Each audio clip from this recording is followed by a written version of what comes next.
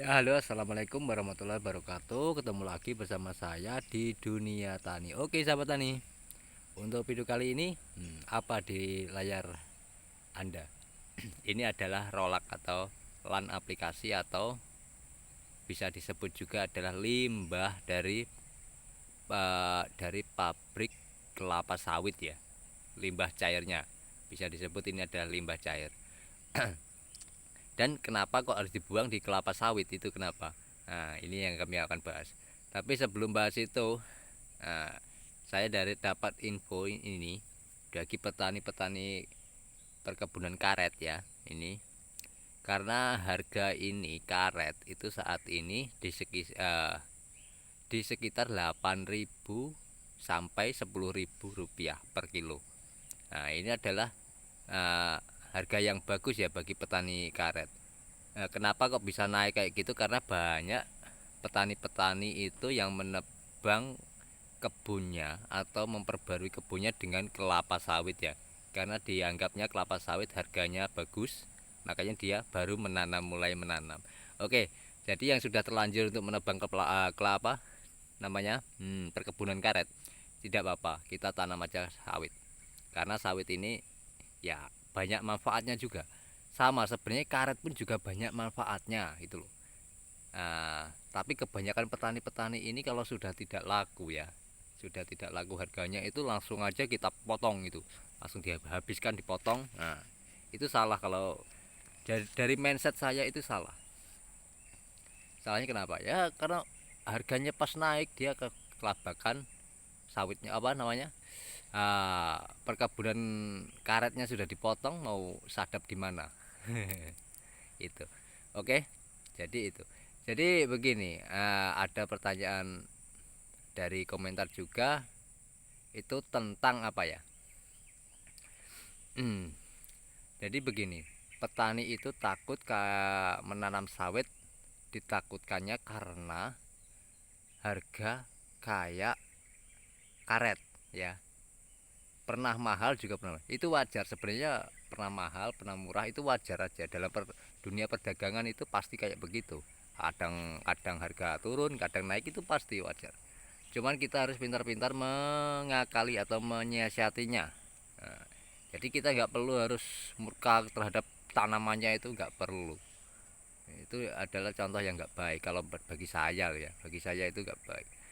Karena eh, apa namanya, rasa bersyukurnya itu kan dari situ diuji dengan apa namanya, harga yang jatuh gitu kan. Itu wajar aja. Sama kelapa sawit juga begitu, kadang naik kadang turun. Cuman kalau jangka panjang, kita investasi jangka panjang untuk kelapa sawit ini, kedepannya ini sangat-sangatlah berguna. Begitu juga dengan kelapa perkebunan karet. Perkebunan karet ini juga berguna banget. Makanya jangan sampai kita menghabiskan tanaman kita ditebang untuk petani kebun karet ya. Jangan sampai ditebang lalu kita tanamin sawit, itu jangan, itu salah. Kalau sudah ditanamin karet ya sudah, tanam karet. Uh, Lebih bagusnya kalau kita punya lahan lebih, kita bisa menanam sawit juga di situ. Jadi antara sawit dan perkebunan karet itu imbang, ya. Jadi begitu solusinya. Untuk video kali ini adalah LAN aplikasi atau limbah cair dari kelapa sawit dari pabrik ya. Kita kembali ke pokok. Jadi begini, ini banyak sekali manfaatnya loh ini. Ini jangan jangan diremehkan. Untuk limbah kelapa sawit ini adalah limbah cair. Jadi diaplikasikan di dalam perkebunan sawit ini fungsinya untuk menjadi pupuk organik cair ya. Pupuk organik cair. Kalau apa namanya? Limbah cair ini tuh sangat lengkap ya, sangat lengkap untuk kandungannya. Bahkan di situ ada KCl, NPK, bahkan lengkap di sini. Kenapa? Di situ untuk perkebunan yang ada LAN aplikasinya atau limbah cair dari pabrik kelapa sawit ini, itu jarang sekali dipupuk. Karena apa? Ini aja sudah mewakili untuk sangat lengkap, sangat lengkap. Bagi buat apa namanya, kelapa sawit juga menguntungkan banyak. Untungnya di mana? Buahnya itu untuk BJR-nya itu selalu besar. Kalau ada LAN aplikasinya ini di sini pasti BCA-nya besar. Itu yang ke satu. Yang kedua, untuk daun, segi daunnya ya. Segi daunnya perhatikan. Di sini hijaunya tuh beda juga dari pupuk kimia-kimia lain. Jadi hijaunya itu hijau kehitam-hitaman dan tebalnya pun beda dengan yang tidak ada LAN aplikasinya. Itu adalah keuntungan kedua. Dan keuntungan ketiga ialah untuk mengurangi pencemaran lingkungan. Jadi kita aplikasikan ini. Ini kita bisa aplikasikan dalam pengisian itu sebenarnya dalam SOP ya, dalam SOP perusahaan itu tiga bulan sekali sebenarnya baru diisi. Kalau ini sudah habis, airnya sudah habis, kita baru isi lagi dengan penuh air gitu ya. Itu adalah SOP untuk perusahaan.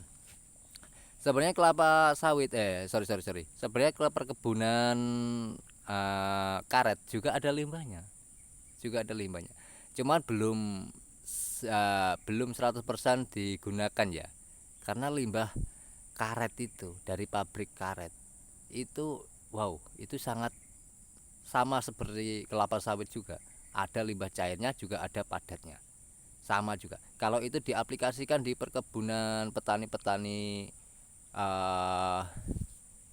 perkebunan karet itu pasti akan luar biasa, pasti luar biasa. Oke, dari sini sudah paham, sudah jelas ya kenapa harga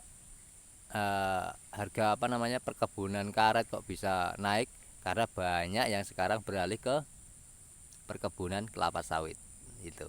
Jadi petani-petani pada ada yang tumpang sari kelapa sawit dan ada yang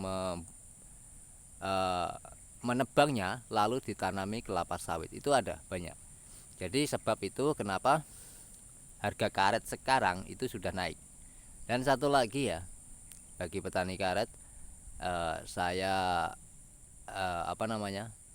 kasih support. Jadi jangan sampai kita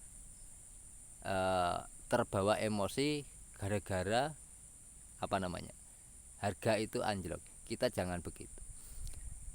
Masalahnya apa? Ekonomi dunia ini kan lagi resesi. Jadi ya kemungkinan Indonesia lah yang bakal bisa maju. Oke.